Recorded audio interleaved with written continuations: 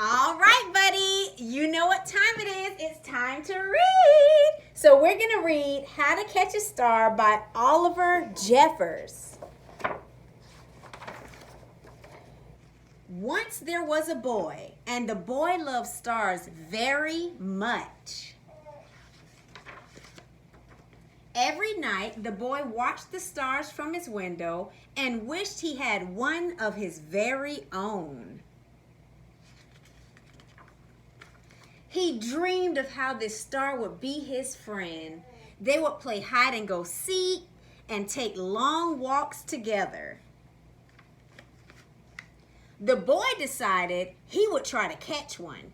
He thought that getting up early in the morning would be best, because then the star would be tired from being up in the sky all night. The next day, he set out at sunrise, but he could not see a star anywhere. So he sat down and waited for one to appear. He waited and ate lunch and waited, and after dinner, he waited some more. Finally, just before the sun was about to go away, he saw a star. The boy tried to jump up and grab it, but he could not jump high enough. So very carefully, he climbed to the top of the tallest tree he could find, but the star was still way out of reach. He thought he might lasso the star with the life preserver from his father's boat, but it was much too heavy for him to carry.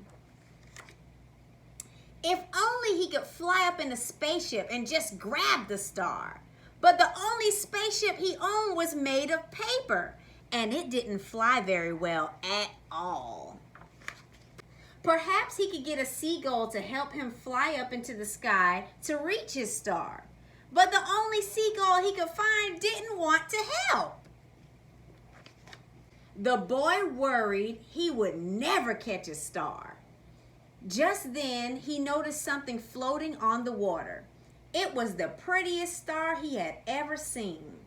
Just a baby star. It must have fallen from the sky. He tried to fish it out with his hands, but when the boy reached out to touch the star, it just rippled through his fingers.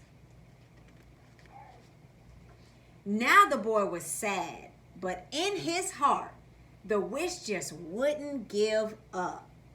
Slowly, he began walking home. And that's when he saw it, washed up on the bright golden sand. The boy had caught a star of his very own. The end.